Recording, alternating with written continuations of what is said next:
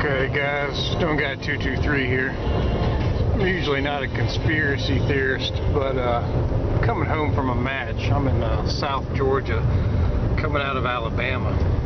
Check this shit out. UN. Coming out of Alabama. UN trucks. These look like brand new vehicles. Not sure what the hell is going on with this, or why we got UN trucks coming out of Alabama, or at least they're Alabama truckers. No identification on them, just UN trucks. Yeah, these are definitely brand new. All the furniture's brand new on them. I wonder what the hell's up with that. There is a new worry on our southern border tonight, with border agents overwhelmed by this huge recent surge in illegal immigrants. The cartels are now taking advantage. Megan, let me just say this. What I've watched over the last few days is so problematic that what I'm about to say on your show is the most important thing I've ever said on your show. We have so many problems facing this country. We know them all, especially the major ones: joblessness, welfare, national security, so on and so on. And as I stood on that border and I watched those cartels drag over all the things they did, I went over to the bus depots and watched thousands upon thousands of illegal aliens be bussed around almost as if they were at Disneyland, being sent off to somewhere USA. All I could think was that all those major problems just became a major epidemic. Our Border Patrol, I met with the Border Patrol today. I met with them secretly. They told me the morale is down. The criminals that are coming through this country is earth-shattering. And I can tell you this, I feel that our country and the future of our children have officially fallen off the cliff. Now a closer look at those militants tearing Iraq apart, boasting of their brutality with those images we showed you at the top. Tonight we're learning more about them and about the man who leads them. He spent years in U.S. custody. They have a strategy, and it's working. They use social media as a weapon. Many of the images in this story come from accounts associated with ISIS and can't be verified. Leader of ISIS, Abu Bakr al-Baghdadi, was in U.S. custody in Iraq for 4 years. When he was released in 2009, his parting words to U.S. troops: "I'll see you in New York."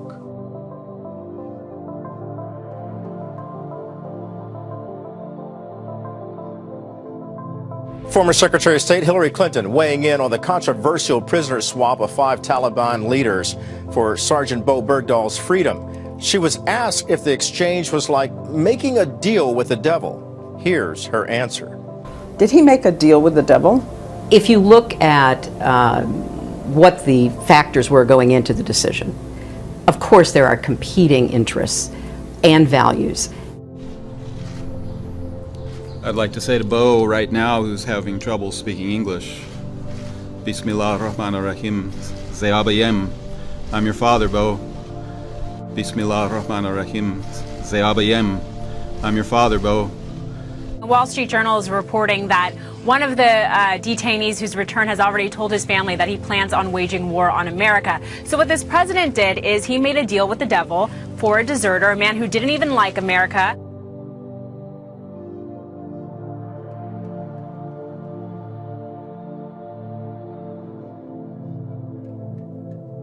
In the spotlight tonight, America's gun problem. Yesterday morning, a 15-year-old student opened fire at Reynolds High School in Troutdale, Oregon, injuring a teacher and killing a fellow student before turning the gun on himself. My biggest frustration so far is the fact that this society has not been willing to take some basic steps to keep guns out of the hands of people who can do just unbelievable damage. President Obama is rallying supporters of gay rights. He spoke at a fundraiser in New York City last night for political donors who are gay, lesbian, bisexual, or transgender. He believes more needs to be done overseas. There are still Americans out there who are vulnerable and alone and still need our support. So we can't stop We've got to keep fighting. The president is promising to sign an executive order ending workplace discrimination by federal contractors based on sexual orientation.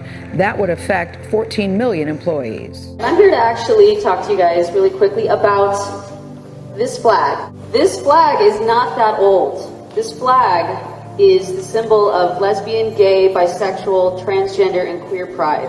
So maybe all of you could help me read what it says out loud on the count of 3. 1, 2, 3. Who I am is what fulfills me and what fulfills the vision I have of the world.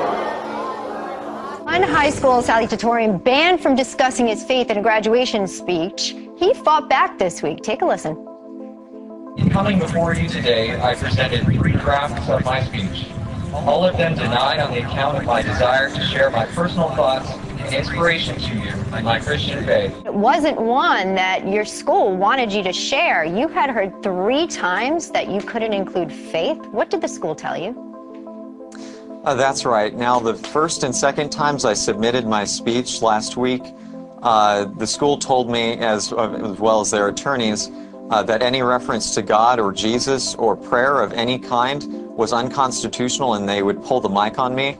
Additionally, the third time I turned my speech in, they denied it and handed it back to me with God or any reference to my faith blacked out in black marker. I mean, but look, all of those, well, some would call them threats against your freedom of speech and religion. We're going to make sure we pay attention to this because this type of thing is happening more often than not these days, it seems. And it's a sad reality that this type of hostility has to go on. I go anywhere Greater Cleveland calls. 43-year-old Doug Odalecki admits that he's armed when he's on the streets, but it's with a video camera. And last Friday night, he captured this run-in with police. You're going to be cited if you don't get rid of the turn now. Like I said, I can't get rid of it, so you got to do what you got to do. The Parma man runs the Greater Cleveland Cop Block, which, according to Odalecki, holds police accountable for their actions. Last week, he took his camera to the corner of State and Brook Park Roads, where he held up a sign warning drivers that an OVI checkpoint was down the street. The sign said, "Checkpoint ahead, turn now." He said he's not for drunk driving. He's just against what he considers an abuse of power. It is a Nazi-esque style checkpoint. It is a papers, please type checkpoint. These guys are not out there for your safety or anything like that, so if you think that, think again. Our sobriety checkpoint is all about educating the public, and we need that to come through the checkpoint to educate them. The altercation was caught on camera as Odalecki insisted he had a right to warn drivers. According to state law, the police have to alert the public a few days before a checkpoint's set up. But in this case, they didn't like that he was telling drivers to, quote, turn now. So why is this thought to be a good idea to actually bring these high caliber weapons into U.S. streets? I don't think it's a good idea. High caliber weapons are extremely dangerous. This type of velocity is not necessary. I spent 24 years in the Philadelphia Police Department. I am fearful of this type of police chief getting this type of equipment. Welcome to the news at 9, and we start with breaking news. A scare for commuters in Weehawken after a threat near the Lincoln Tunnel. Transformed Weehawken into an armed camp. Authorities swarm the streets with heavy weapons, rifles drawn, canine units making sweeps. Police shut down 19th Street, not far from the Lincoln Tunnel. Police even ordered some passengers off this Hudson-Bergen light rail train. Many people seem stunned and visibly upset by the huge show of force. I did see an Army vehicle going by, and there were a lot of helicopters. Police say the caller also said he had a gun and various chemicals.